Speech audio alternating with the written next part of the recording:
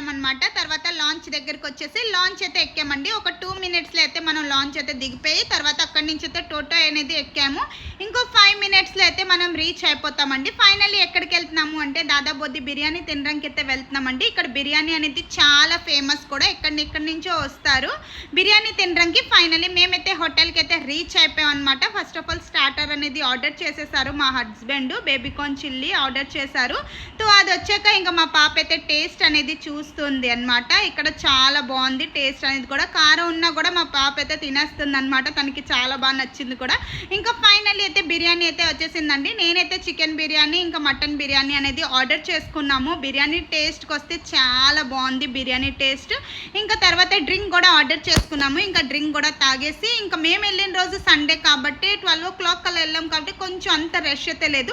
After 2 తర్వాత అయితే చాలా రష్ అయితే అయిపోతుంది అనమాట. ఇంకా నా వీడియో మీకు నచ్చినట్టయితే లైక్ చేసుకోండి.